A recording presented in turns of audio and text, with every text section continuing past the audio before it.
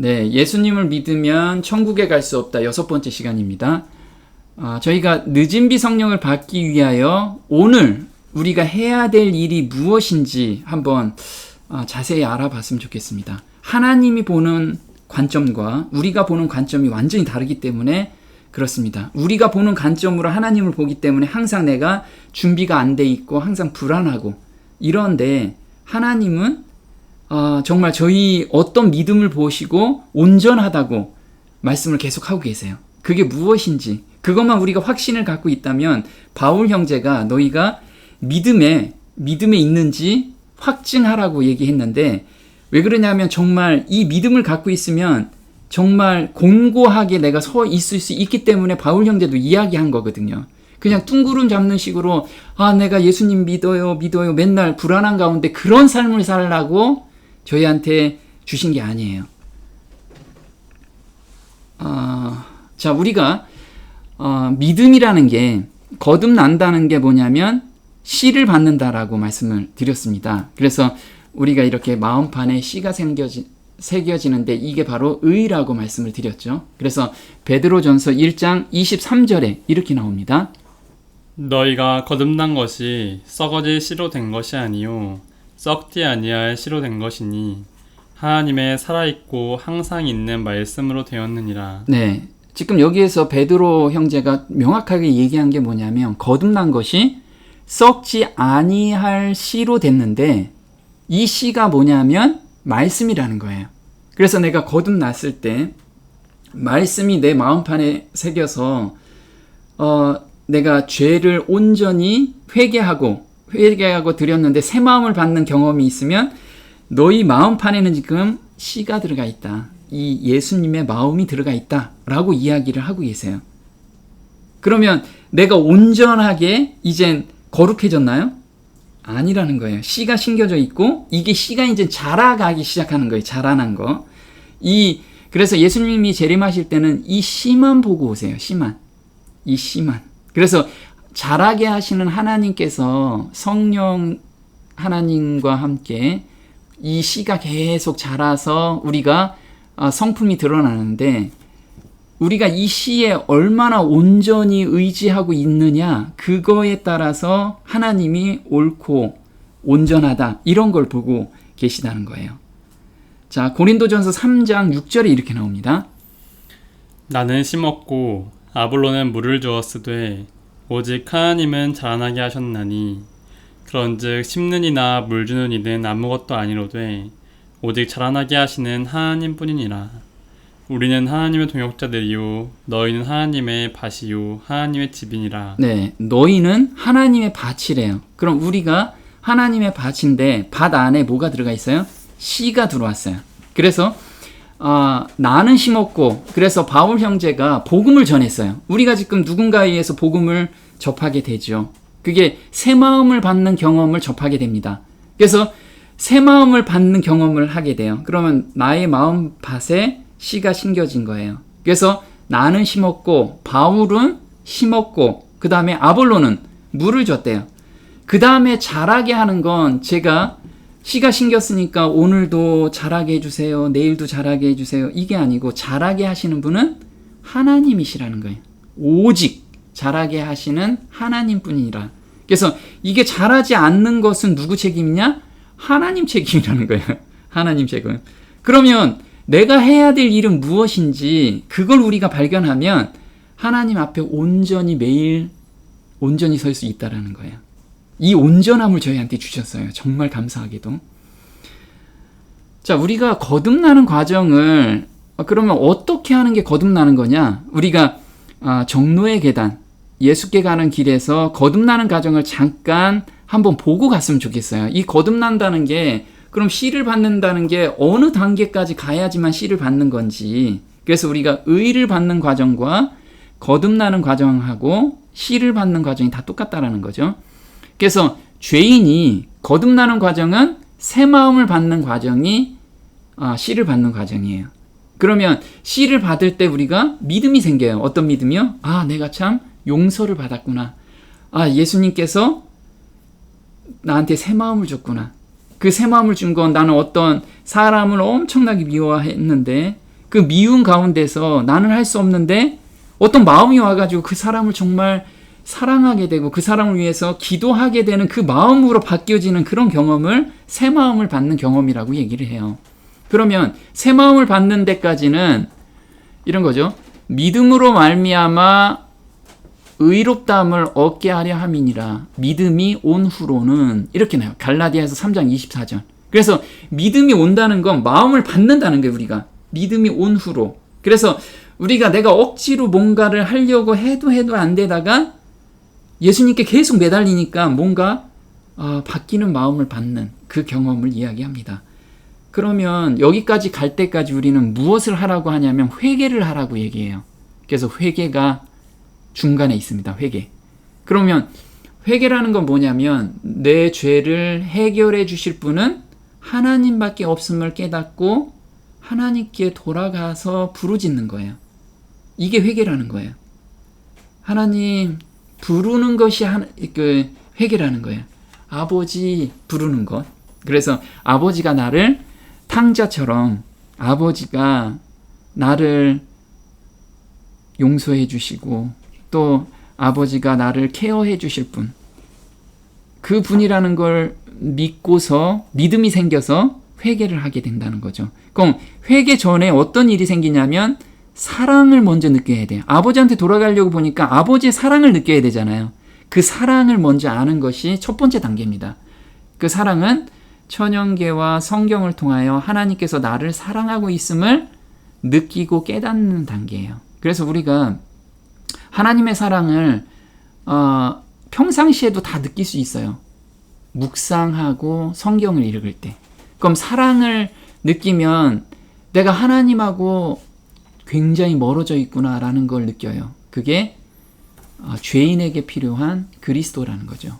죄인에게 필요한 그리스도. 그래서 내가 정말 다윗은 뭐라고 얘기하냐면 내가 죄악 중에 태어났다. 하나님 저는 죄악 중에 태어났어요. 그래서 죄로 기울어지는 품성으로 태어났기 때문에 이 죄를 짓지 않으려고 아무리 노력해도 죄를 지을 수밖에 없습니다. 그래서 하나님이 필요해요. 이렇게 부르짖는 그런 단계라는 거예요. 그래서 내가 어떤 죄를 정말 짓기 싫은데 계속 짓게 되는 그 마음을 어떻게 해결할 수 없는데 돌아보니까 예수님이 그걸 해주실 수 있겠다. 이렇게. 그래서 예수님밖에 없구나. 이렇게 예수님이 필요한 거죠. 그리고 고백이 있어요. 회개 다음에 고백. 고백이라는 거 어떤 거냐면 내가 지은 죄를 솔직히 예수님께 고하는 거예요. 근데 그걸 그 단어로 문장으로 하면 제 이해가 안 되는데 솔직히 이야기한다는 건 뭐냐면 하나님 제가 어떤 형제를 정말 미워했어요. 그렇게 솔직히 거기까지 고하면 그게 솔직한 게 아니라는 거예요. 솔직한 건 뭐냐면 그 밑에서 네가 왜 형제를 미워하게 됐냐? 그 밑에까지 기도하면서 네가 이야기를 해봐라. 그건 뭐냐면 저 형제를 미워하게 됐는데 왜냐하면 그 형제가 너무 잘나서 내가 이 자존심이 좀 상했습니다. 부러움이 좀 올라왔습니다. 이 부러움 때문에 저 형제를 미워해요. 이 부러움. 그러니까 겉으로 드러나는 어떠한 현상을 하나님께 고하는 게 아니고 그 현상이 나타난 뿌리를 내가 돌아보면서 드리라는 거예요. 이게 고백이라는 거죠. 그 다음에 헌신입니다.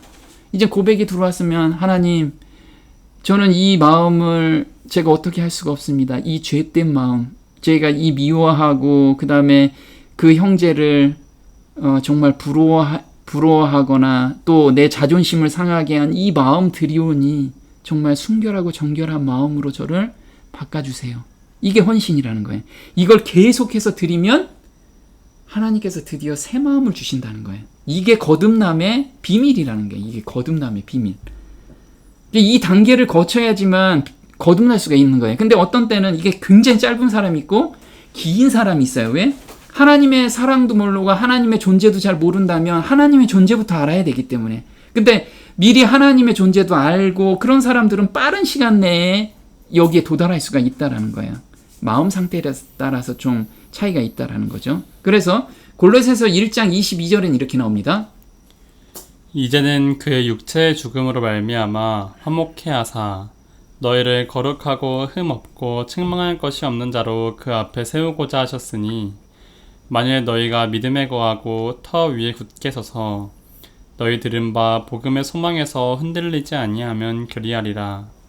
이 복음은 천하 만민에게 전파된 바요 나 바울은 이 복음의 일꾼이 되었노라. 네, 바울 형제가 뭐라고 얘기하냐면요. 예수님의 육체의 죽음으로 말미암아 화목해 했대요. 우리 죄를 온전히 용서했대요. 그래서 하나님과 우리가 화목해 됐다는 거예요. 그래서 너희를 거룩하고 흠없고 책망할 것이 없는 자로 누구 앞에? 그 앞에. 그가 누구죠? 하나님 앞에. 하나님 앞에 세우고자 하셨어요. 그러면 예수님께서는 십자가의 죽으심으로 우리를 하나님 앞에 흠도 없고 책망할 것이 없는 자로, 거룩한 자로 앞에 세우시겠다는 거예요, 지금. 왜?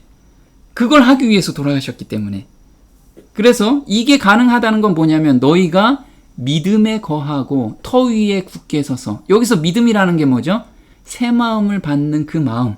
그래서 내가 올라오는 모든 것을 계속해서 헌신으로 드려서 예수님께 새 마음을 받는 그 마음을 온전히, 내가 지금 계속 올라오고 있는 그런 죄된 욕망이나 그것을 갖고 있지 말고, 하나님, 저 새 마음 바꿔주실 거죠?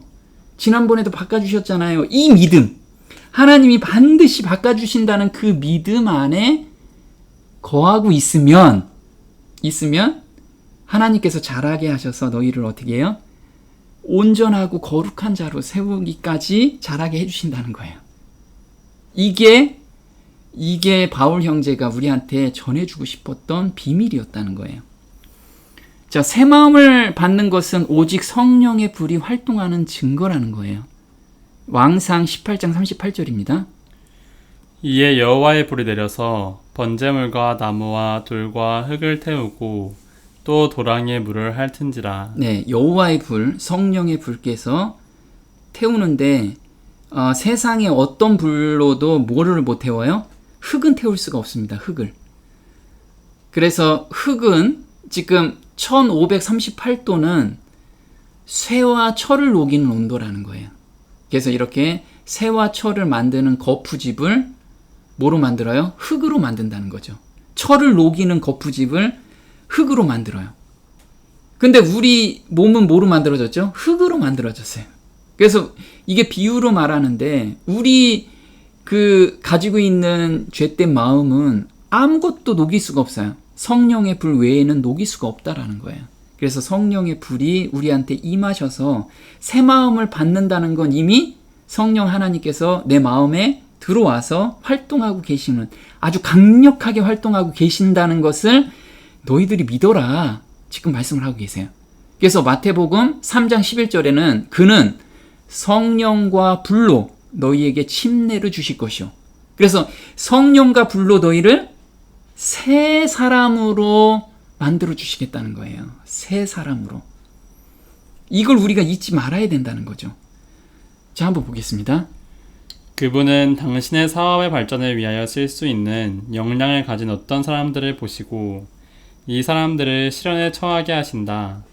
당신의 섭리 가운데서 그분은 저들의 품성을 시험하여 저희 자신들의 지식에는 감추어져 있던 결점과 약점들을 나타내는 위치로 이끄시며 이 결점들을 시정할 기회와 자신들을 그분의 봉사를 위하여 적응시킬 기회를 저들에게 주신다. 네, 하나님께서는요, 당신의 사업의 발전에 역량을 가진 사람들, 그 사람들을 시련에 처하신대요. 그 시련이라는 건 뭐냐면 자기가 지금 버려야 될 어떤 것들, 자존심이라든가 또 부러워하는 마음이라든가 또 어떤 명예욕이라든가 이런 것들을 보여주시는 거예요. 그럼 그때마다 굉장히 괴롭잖아요. 괴롭고 그걸 버리고 싶은데 잘 안 버려져. 그런데 하나님께서 한번 나를 새 마음으로 바꿔주는 경험을 몇 번 하게 되면 믿음이 생기잖아요. 그게 믿음이 생긴다는 거예요. 그래서 믿음이 온다는 거지. 아, 하나님께 또 의지하면 나한테 이것도 넉넉히 이기는 경험을 주시겠구나. 이 마음을 저희한테 주신다는 거예요. 그래서 그 결점들을 시정할 기회와, 그러니까 그 결점을 하나님께 온전히 맡기면 하나님께서 그걸 바꿔주시는 그 기회를 우리한테 경험하게 해주신다는 거예요. 자, 씨 안에는 완전함이 들어가 있어요. 그래서 씨가 받아지면 불안한 게 하나도 없습니다. 우리가 씨가 들어왔을 때 이 씨 안에는 이미 완성체, 거기에 열매까지 다 들어가 있어요. 완성체가 자라면서 열매가 올릴 것까지.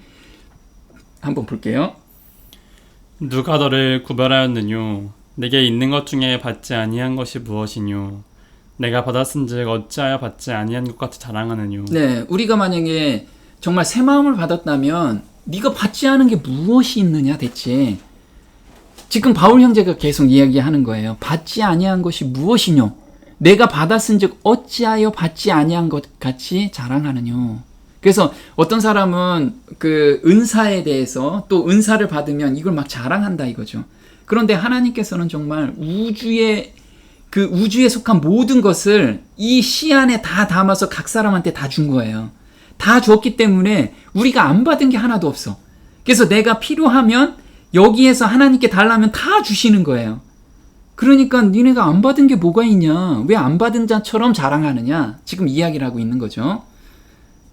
그래서 이 씨 안에 하늘에 있는 모든 것, 의, 온유, 경건, 사랑, 믿음, 인내가 여기 다 안에 들어가 있어요. 그래서 내가 인내가 부족하면 하나님께만 간절히 구하시면 이 씨에서 그게 자라나요. 우리한테 자라나는 거죠. 하나님 저 온유가 없어요. 그럼 온유하는 마음도 다 주세요. 이 안에 들어가 있으니까 자라기만 하면 되잖아요. 우리는 그것을 알고서 삶을 살면은 너무 행복하게 살 수 있어요. 로마서 8장 32절에 이렇게 나옵니다.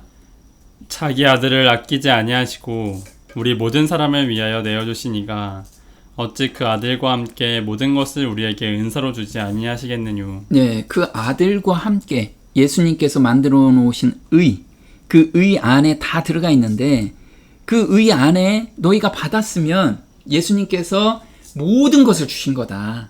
지금 우리한테 그 얘기를 하고 계세요. 또 한번 볼게요. 베드로후서 1장 3절입니다. 그의 신기한 능력으로 생명과 경건에 속한 모든 것을 우리에게 주셨으니 이는 자기의 영광과 덕으로서 우리를 부르신 자를 알므로 말미암음이라. 네, 여기서 보면요. 생명과 경건에 속한 모든 것을 주셨대요. 생명과 경건이라는 건 하늘에 속한 거거든요. 그 하늘에 속한 모든 요소를 앞으로 너희한테 줄 거다. 그리고 하나씩 너희가 노력하면 받을 거야. 이렇게 말씀하지 않으셨어요. 모든 것을 우리에게 주셨으니 이미 주셨대요. 이걸 잘 읽어봐야 돼요. 그래서 내가 믿음이 좋아서 받고 이게 아니라는 거야. 내가 계속 뭔가를 받는 게 아니고 이미 받아져 있다라는 거예요. 그걸 기억하라는 거예요. 그래서 그걸 받은 이유가 뭐냐면 너희한테 주신 이유가 뭐냐면 자기의 영광과 덕으로서 우리를 부르신 자를 알므로 말미암이라. 그래서 영생은 곧 유일하신 참 하나님과 그의 아들을 믿는 그의 아들을 아는 것이다 라고 나오잖아요. 그래서 우리가 경험할 때 이게 내 안에 들어왔다는 것을 알게 된다는 거죠. 또 볼게요. 이 약속으로 말미암아 너희로 정욕을 인하여 세상에서 썩어질 것을 피하여 신의 성품에 참여하는 자가 되게 하려 하셨으니. 네, 그래서 우리가 그 씨를 받은 것에 대해서 우리가 항상 생각하면서 삶을 살아갈 때 신의 성품에 참여하게 된다는 거예요. 매 순간. 자, 악한 본성을 제어할 새롭고 산 길을 저희한테 주셨어요.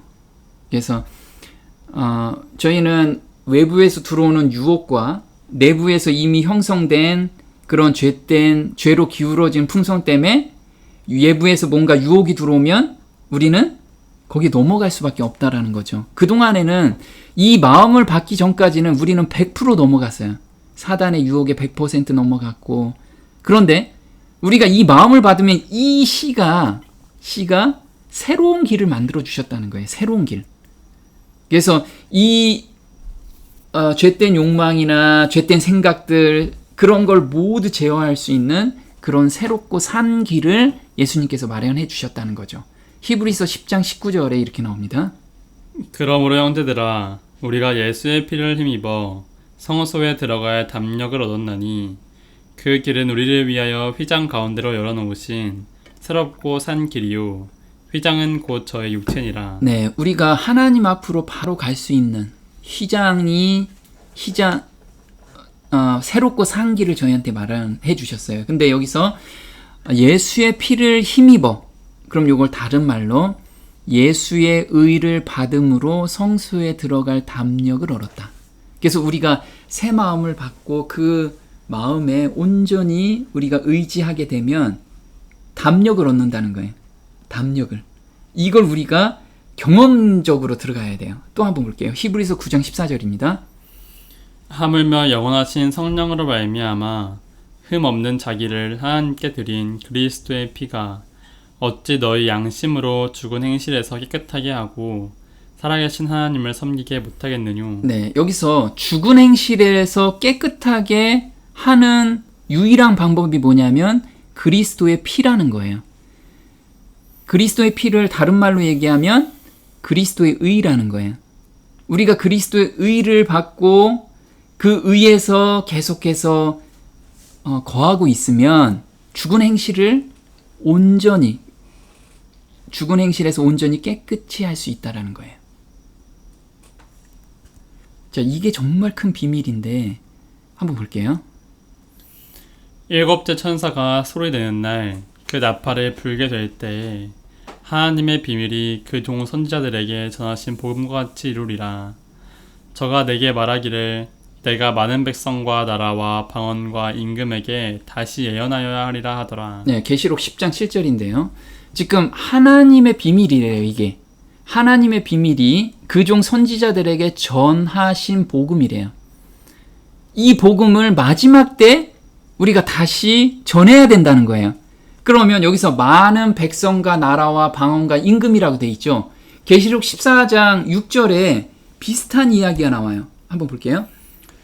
또 보니 다른 천사가 공중에 날아가는데 땅에 거하는 자들 곧 여러 나라와 족속과 방언과 백성에게 전할 영원한 복음을 가졌더라. 네, 이 하나님의 비밀이 바로 영원한 복음이라는 거예요. 우리가 전해야 될 복음이라는 거예요.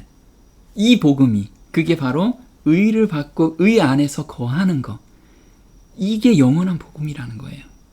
그게 비밀이라고 얘기하고 있어요. 골로새서 1장 27절에 이렇게 나옵니다. 하나님이 그들로 하여금 이 비밀의 영광이 이방인 가운데 어떻게 풍성한 것을 알게 하려 하심이라. 이 비밀은 너희 안에 계신 그리스도시니 곧 영광의 소망이니라. 우리가 그를 전파하여 각 사람을 권하고 모든 지혜로 각 사람을 가르침은 각 사람을 그리스도 안에서 완전한 자로 세우려 함이니. 네, 지금 뭐라고 얘기하냐면요. 이 비밀인데 비밀이 뭐냐면 너희 안에 계신 그리스도래요. 너희 안에 계신 그리스도. 근데 이 그리스도가 어떤 역할을 하시냐면 영광의 소망이래요. 영광의 소망. 영광의 소망이라는 뜻은 뭐냐면 우리가 영광스럽게 되는 삶의 소망이에요. 다시 말해서 우리 안에서 영광의 삶을 살아내시는 그리스도라는 거예요. 내 안에서 누가 나를 영광스럽게 살게 해줘요? 그리스도가. 그래서 우리가 이 의를 온전히 의지하게만 된다면 그리스도께서 행하신다는 거예요. 그러면 여기서 각 사람을 그리스도 안에서 완전한 자로 세우려 함이라. 이 의를 준 이유가 각 사람, 지금 저희 교제 가운데 있는 모든 사람, 그 각 사람을 그리스도 안에서 완전한 자로 세우기 위해서 저희한테 의를 주셨고, 그리고 이게 비밀이고 영원한 복음이라는 거예요. 자, 이른 비와 늦은 비를 한번 볼게요. 야고보서 5장 7절에 이렇게 나옵니다. 그러므로 형제들아 주의 강림하시기까지 길이 참으라. 보라 농부가 땅에 싸는 귀한 열매를 바라고 길이 참아 이른 비와 늦은 비를 기다리나니 너희도 길이 참고 마음을 굳게 하라. 주의 강림이 가까우니라. 네, 보면요. 주의 강림하시기까지 길이 참으래요. 참는데 농부가 귀한 열매를 바라고 이른 비와 늦은 비를 기다린대요. 그러면 이른 비는 뭘까요? 이렇게 씨가 심기고 그 다음에 싹이 나고 그 다음에 열매가 열립니다. 그러면 이른비라는 건 뭐냐면 씨가 심길 때 내리는 비예요. 그럼 우리가 씨가 심길 때 이른비가 내려야지만 그게 뿌리가 박혀요. 그리고 늦은 비는 열매가 익을 때 굉장히 큰 비가 내려요. 그래서 곡식이 완전히 익게 되는 거죠. 그리고 그 자라는 기간이 바로 길이 참는 기간이에요. 이 자라남의 기간. 그래서 죄를 예수님께 온전히 드리고 매번 새 마음을 받는 경험, 요게 바로 길이 참는 방법이라는 거예요. 요 과정이. 자, 열매가 익었다라는 건 뭐냐면 구원받는 것은 죄를 그만두는 것을 의미한다. 이렇게 나와요. 구원받는 것은 우리가 예수님이 앞으로 재림을 하시는데 죄가 한터럭도 있으면 죄를 태우면서 우리는 죽게 돼 있어요. 그래서 예수님의 재림을 맞이하기 위해서 우리는 죄를 온전히 다 버려야 되는 거예요. 거기까지 누가 인도해 주세요? 하나님께서 인도해 주신다는 거예요. 이른 비와 늦은 비를 통해서. 자, 우리는 무엇을 해야 되냐면 온전히 내 죄를 헌신기도로 드리기만 하면 돼요. 그리고 새 마음을 받는 경험 가운데서 계속 살게 되면 이거는 나머지는 하나님께서 알아서 해주신다는 거죠. 자, 이른 비는 믿음으로 말미암는 의의 기별이에요. 사실 이게 씨가 심겨지고 그 다음에 열매까지 이게 계속 자라나는 과정이라는 거죠. 자, 요엘서 2장 23절이에요. 그가 너희를 위하여 비를 내리시되 이른 비를 너희에게 적당하게 주시리니 이른 비와 늦은 비가 예전과 같을 것이라. 네, 여기서 우리 한번 설교를 많이 들으셨을 거예요. 자, 이른 비는 이렇게 번개와 함께 내려요. 자, 이른 비라는 건 모래라고 하는데 이게 교사, 가르치는 자예요. 그래서 내 선생의 목소리를 청종치 아니하며 나를 가르치는 이에게 귀를 기울이지 아니하였던고. 잠언 5장 13절에 여기서 이른 비라는 단어가 선생이라는 단어로 같이 썼어요. 그리고 적당하게라는 것은 체다카라고 해서 의로움 또 의로운 행위예요. 그럼 요 문장을 이 원어로 한번 분석해 보면 이렇게 나와요. 그가 너희를 위하여 비를 내리되 의의 교사, 믿음으로 말미암는 의의 기별을 너희에게 주시리니. 그래서 의의 교사를 너희에게 주시리니 이른 비와 늦은 비가 예전과 같을 것이라. 이렇게 나오는 거예요. 그래서 의의 기별이 뭐라고요? 믿음으로 말미암는 의의 기별. 이것을 너희에게 주겠다라는 거예요. 이걸 전할 기별자라 또는 이 의의 그 기별을 너희한테 주겠다. 그래서 새 마음을 받는 경험이 바로 이 이른 비를 받는 경험이라는 거죠. 자, 이른 비는 번개와 함께 비를 주시는데 왜 그럴까요? 볼게요. 그가 번개 빛으로 자기의 사면을 두르시며 바다 밑도 가리우시며 이런 것들로 만민을 징벌하시며 이런 것들로 식물을 풍비히 주시느니라. 네, 자, 번갯빛을 누가 줘요? 하나님께서 주세요. 그러면 우리가 우리의 구원을 위해서는 예수님의 의, 그 다음에 성령 하나님 이렇게 두 분이 활동하시는 것 같잖아요. 근데 사실 우리가 이 의를 받는 거 그리고 잘하는 거 그거 다 하나님, 세 분 하나님이 다 함께 움직이시는 거예요. 여기 보면 그가 하나님께서 번갯빛으로 자기의 사면에 두르신다는 게 사면에 펼치시며 바다 밑도 가리우다라는 게 비추시며 빛이 번갯불이 반짝 빛나면 저 바다 밑까지 반짝 빛나죠. 그걸 의미해요. 이런 것들로 만민을 징벌하시며 징벌하다라는 뜻은 어떤 거냐면 다투다, 설득하다, 간청하다라는 뜻이에요.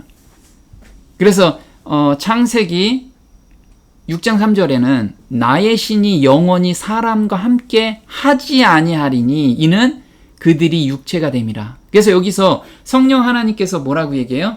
사람들을 계속 설득한 거예요. 계속 심령에 자극을 계속 준 거죠. 양심의 가책을 계속 주고. 그런데 사람들이 완악해져서 그걸 다 거부했는데 이때 쓴 단어가 징벌이라는 단어가 바로 설득하다, 간청하다.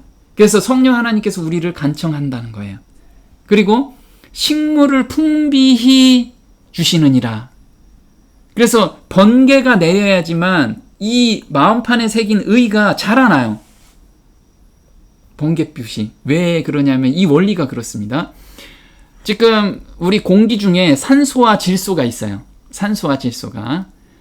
근데 이렇게 질산염으로 바뀌어야지만 이 C가 영양분으로 받을 수가 있어요. 한번 볼게요. 공기 중의 질소가 78%를 차지하지만 식물은 흡수를 할 수 없다. 번개가 칠 때 산소 플러스 질소, 질산염으로 변화되어 식물이 잘 흡수할 수 있게 된다. 네, 그래서 공기 중에는 산소와 질소가 있는데 질소가 비료예요, 비료. 근데 식물들한테는 이게 흡수가 안 돼요. 근데 번개가 번쩍 튈 때 이 산소와 질소가 합쳐져서 질산염이 돼요. 그럼 이 질산염은 천연 비료가 돼서 비와 함께 내리면서 씨의 영양분이 되는 거예요. 영양분이. 그래서 이렇게 질산염이 이렇게 내려와서 뿌리가 자라게 되고 뿌리가 박히게 만들어 주시는 거예요. 그럼 이 번개는 누가 내리셨다고요? 하나님께서. 비는 누구예요? 성령께서. 그럼 씨는 예수님. 이렇게 세 하나님께서 우리의 구원을 위해서 매번 활동을 하고 계시는 거예요. 매번. 자, 늦은 비 때도 같이 번개와 함께 와요. 스가랴에서 10장 1절에 이렇게 나옵니다. 봄비 때 여호와 곧 번개를 내는 여호와께 비를 구하라. 무리에게 소낙비를 내려서 밭의 채소를 각 사람에게 주리라. 네, 여기서 봄비는 우리 이스라엘 팔레스타인은 이른비가 가을 때 시작을 하죠. 그래서 10월 달에 이른비가 내리고요. 그 다음에 추수 때 3월에서 4월 달에 늦은 비가 내려요. 이게 봄비라고 하죠. 근데 원어로 보면 봄비는 늦은 비라고 해요. 말코쉬라고 해가지고 이게 원어에서는 늦은 비 때 여호와께서 번개를 내리시고 번개와 함께 비를 내리신다는 거예요. 그래서 이렇게 질산염이 내리면 뭐가 나와요? 이렇게 열매가 주렁주렁 열린다는 거예요. 이게 지금 다 누가 활동하시냐면 씨도 누구 거예요? 예, 씨도 예수님. 자라게 하시는 성령 하나님도 성령 하나님. 번개도 아버지 하나님. 이 세 분이 우리를 진짜 각 한 사람이 완전하게 설 수 있게끔 이렇게 자라게 다 활동을 하고 계신다는 거예요. 자, 중간에 자랄 때는 이슬과 비로써 자라나요. 그래서 길이 참는 시기라는 거죠. 길이 참는 시기. 자, 호세아서 14장 5절에 이렇게 나옵니다. 내가 이스라엘에게 이슬과 같으리니 저가 백합화같이 피겠고 레바논 백향목같이 뿌리가 박힐 것이라. 네, 이슬과 비가 내려서 뿌리가 박히고 그 다음에 튼튼하게 박혀서 이젠 자라난다는 거죠. 여기서 이슬이라는 건 어떤 거냐면 밤마다 이슬이 내리듯이 하나님께서는 매일 그날에 필요한 은혜를 흡족히 공급하시고 계세요. 그래서 우리가 예수님께서도 그 말씀을 하시잖아요. 한날 괴로움은 한날 족하다. 그날 족하다. 그래서 하나님의 은혜는 그날 우리가 받아서 쓰는 거예요. 그날 받아서 찬양하고 이게 하나님의 원리라는 거예요. 한번 볼게요. 그들은 가지가 줄기에서 영양분을 공급받듯이 그리스도에게서 영양분을 공급받아야만 한다. 그들의 마음이 하나님의 동산 안에 있는 꽃처럼 봉오리가 피고 무럭무럭 자라서 아름다운 향기를 내뿜는 귀중한 식물이 되도록 하늘 은혜의 이슬이 그들 위에 내릴 것이다. 네, 여기 이슬이라는 게 뭐냐면 하늘 은혜라는 거예요. 하나님이 새 마음을 바꿔주시고 그 은혜 가운데 우리가 찬양을 드리면서 이 은혜를 계속 경험하는 것이 우리가 영양분을 받는다라는 거예요. 그럼 우리가 매일 아침 시작할 때 하나님의 말씀을 묵상하고 찬양을 부르고 또 말씀을 계속 읽고 이렇게 기도하고 이렇게 시작하면 하늘의 은혜를 받아서 그 이슬의 힘으로 하루를 사는 거예요, 우리가. 그걸 매일같이 하라는 거예요. 그게 자라남의 비밀이라는 거죠. 자, 히브리서 3장 13절에 이렇게 나옵니다. 여러분은 오늘이라는 시간이 있을 동안에 매일 서로 권면하여 아무도 죄의 유혹으로 못된 고집을 부리지 않게 하십시오. 성경에서는 오늘 너희가 그의 음성을 듣거든 반역하던 때처럼 못된 고집을 부리지 말아라고 하였습니다. 네, 그래서 하나님께서 오늘 어제까지 내가 어떤 일을 했든 회개하고 돌아와서 오늘 하나님께 온전히 의지하는 거, 이 습관을 오늘 드리라는 거예요. 오늘 은혜를 바라는 거예요. 오늘 은혜를 우리가 경험하자는 거죠. 자, 마가복음 4장 30절에 이렇게 나옵니다. 또 가라사대 우리가 하나님의 나라를 어떻게 비하며 또 무슨 비유로 나타낼고 겨자씨 하늘과 같으니 땅에 심길 때에는 땅 위의 모든 씨보다 작은 것이로되 심긴 후에는 자라서 모든 나물보다 커지며 큰 가지를 내니 공중의 새들이 그 그늘에 깃들일 만큼 되느니라. 네, 자 여기서 겨자씨와 같은 믿음인 거예요. 그래서 겨자씨는 우리 마음판에 새겨지면 겨자씨는 자기가 뭔가를 몸부림친 게 아니고 햇볕을 보고 그 다음에 하루 하나님만 온전히 의지하고 비가 내리면 감사함으로 받고 햇볕이 쬐도 감사함으로 받고 빗바람이 펴도 감사함으로 받고 이게 겨자씨의 믿음이라는 거예요. 그러면 심긴 후에 자라서 이 심긴 후에 자동으로 자란다는 거예요. 자동으로. 여기서 자란다라는 뜻은 어떤 거냐면 히브리서 5장 13절에 이렇게 나옵니다. 대저 젖을 먹는 자마다 어린아이니 의의 말씀을 경험하지 못한 자요 단단한 식물은 장성한 자의 것이니 저희는 지각을 사용함으로 연단을 받아 선악을 분별하는 자들이니라. 네, 자 그럼 어린아이는 의의 말씀을 경험하지 못한 자라고 이야기하고요. 그러면 자라나는 사람은 의의 말씀을 매 순간 경험하는 자가 자라나는 자라는 거예요. 그 의의 말씀을 경험한다라는 건 뭐냐면 사단의 유혹에서 이기는 경험, 새 마음을 받는 경험이 바로 의의 말씀을 경험하는 거라는 거예요. 이게 자라남이고 우리는 이것에 포커스를 맞춰야 된다는 거죠. 자, 그럼 매일 새 마음을 받는 훈련은 어떤 것이 있는가? 에베소서 4장 1절에 이렇게 나옵니다. 너희가 부르심을 입은 부름에 합당하게 행하여 모든 겸손과 온유로 하고 오래 참음으로 사랑 가운데서 서로 용납하고. 네, 자 우리한테 부르심에 합당하게 행하래요. 이건 지금 명령이에요. 그죠? 행하래. 오늘을 살라는 거야. 오늘 아침에 일어나면 내가 겸손과 온유와 오래 참음을 내가 삶에서 실천해야겠구나. 이걸 지금 바울 형제는 우리한테 이야기하고 있어요. 아침에 일어나면 그냥 오늘 대충 살아야지. 이게 아니고 어떤 일이 있어도 나는 겸손하고 온유하고 오래 참는 그 경험 가운데 오늘을 살 거야. 이걸 기도하고 가라는 거예요. 오늘을 살라는 거죠. 자, 마태복음 11장 29절에는 이렇게 나옵니다. 나는 마음이 온유하고 겸손하니 나의 멍에를 메고 내게 배우라. 그러면 너희 마음이 쉼을 얻으리니. 네, 예수님께서 뭐라고 말씀하시냐면 나는 마음이 온유하고 겸손하대요. 그러면 예수님께 이걸 배울 수 있다라는 거예요, 우리가. 그걸 배우는 방법을 알면 마음의 쉼을 얻을 수 있대요. 그러면 아직 마음의 쉼을 얻지 못한다면 예수님께 달려가야 돼요. 배우지는 못한 거예요, 아직. 자, 겸손, 온유, 인내입니다. 이 세 가지를 한번 구체적으로 알아볼게요. 자, 겸손은 어떻게 만들어질까요? 겸손은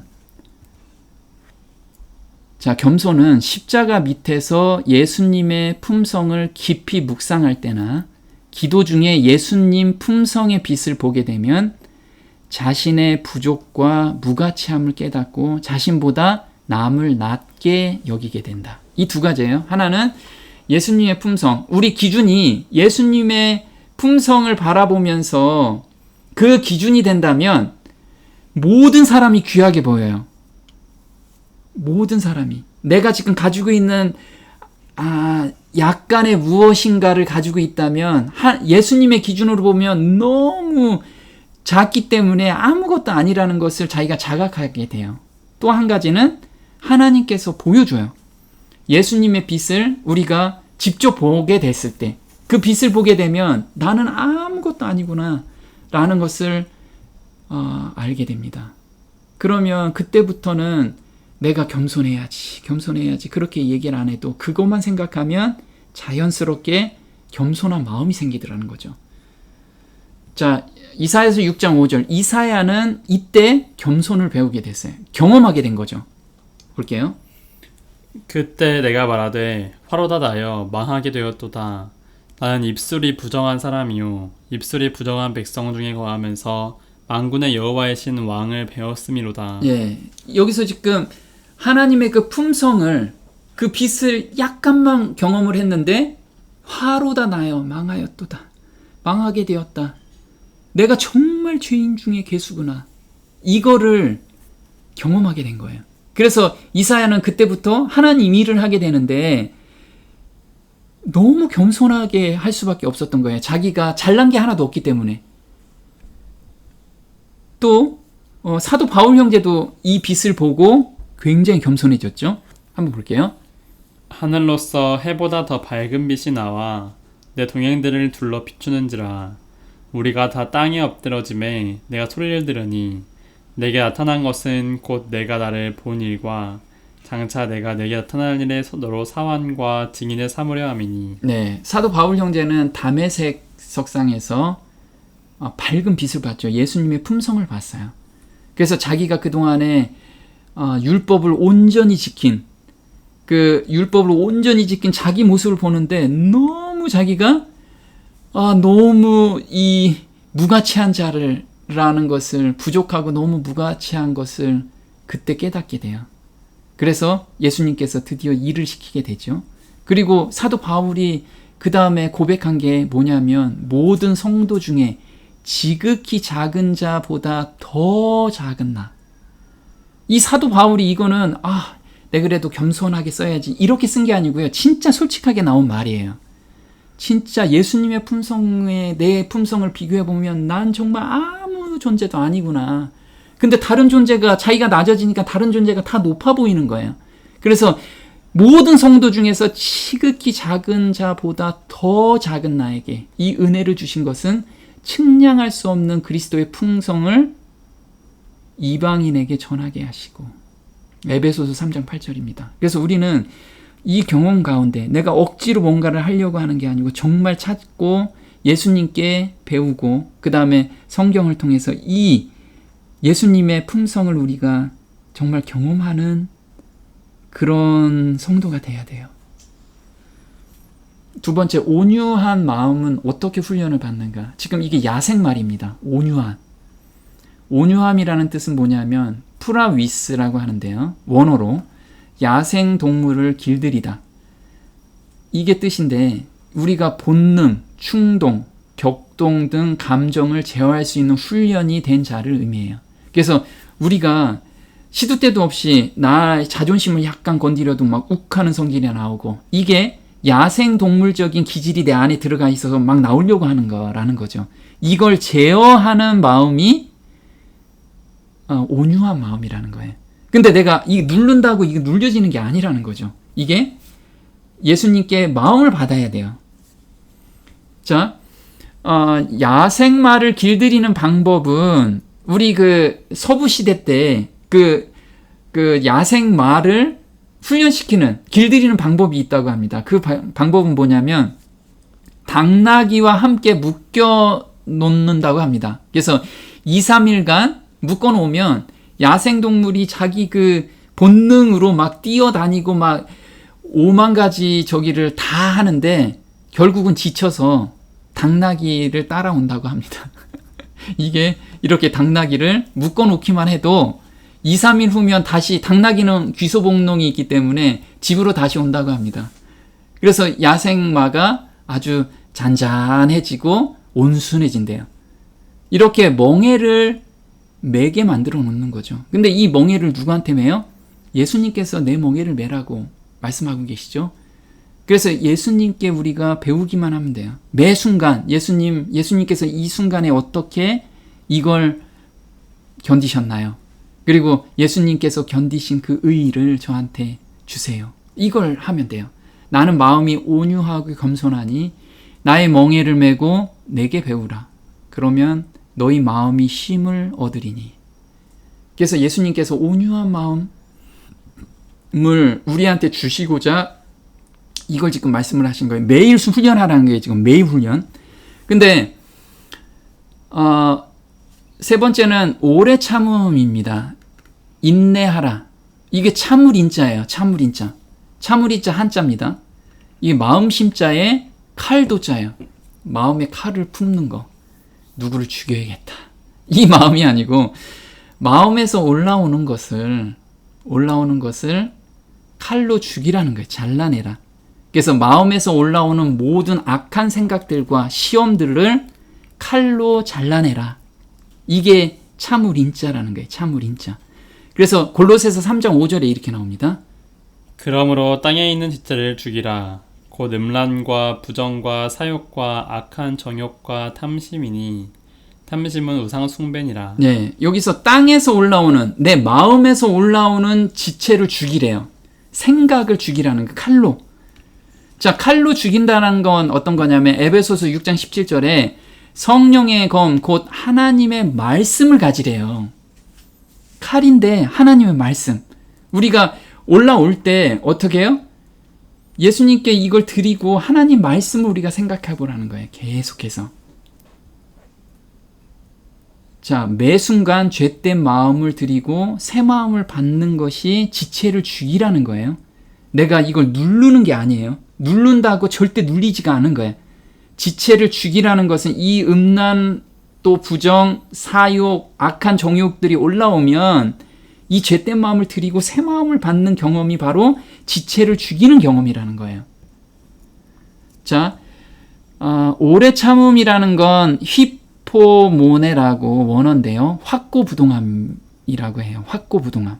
이 확고부동함은 인내하는 힘은 시험을 거쳐 승리를 이룬 믿음의 결과라는 거예요. 그래서 우리가 매번 이런 마음에서 올라오는 것에서 우리가 새 마음을 받는 경험을 하면 이게 인내가 점점 쌓인다는 거예요. 인내가. 그래서 수동적 복종이 아닌 여러 가지 시험을 이길 수 있도록 능동적으로 지속하는 힘이에요. 자, 우리 인내한다라고 하면 어떤 시험이 왔을 때 내가 참아야지 이렇게 참는 게 아니라는 거예요. 아, 하나님께서 이것도 바꿔주시겠구나 하고 능동적으로 대응한다는 거예요. 그게 오면 하나님 감사합니다. 저한테 또 이게 또 없어져야 될 것을 보여주셨군요. 하나님이 또 이 새 마음 주실 것을 제가 믿고 또 기도합니다. 이렇게 우리가 능동적으로 하는 것이 인내라는 거예요. 인내. 자, 야고보서 1장 2절에 이렇게 나옵니다. 내 형제들아, 너희가 여러 가지 시험을 만나거든 온전히 기쁘게 여기라. 이는 너희 믿음의 시련이 인내를 만들어내는 줄 너희가 알미라. 네, 자, 인내한다가 아니고 뭐라고 얘기해요? 믿음의 시련이 인내를 만들어낸대요. 그래서 우리가 이런 것이 올 때 온전히 새 마음을 받는 그 믿음 가운데 있을 때 인내가 점점 자란다는 거예요. 이 인내로 나중에 정말 큰 환난을 우리가 온전히 기쁨 가운데 통과할 수가 있어요. 이게 지금 훈련돼야 된다는 거죠. 너희에게 인내가 필요함은 너희가 하나님의 뜻을 행한 후에 약속을 받기 위함이라. 히브리서 10장 36절이에요. 그래서 이 인내가 필요한 거예요.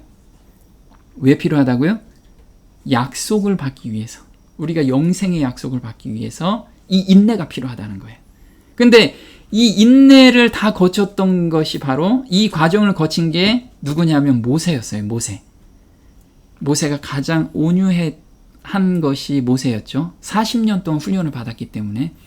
그래서 민수기 12장 3절에는 이 사람 모세는 온유함이 지면의 모든 사람보다 승하더라. 그래서 모세만큼 온유함이 온유함을 가지고 있었던 사람이 없었어요. 이렇게 훈련이 된 사람이 없었던 거죠.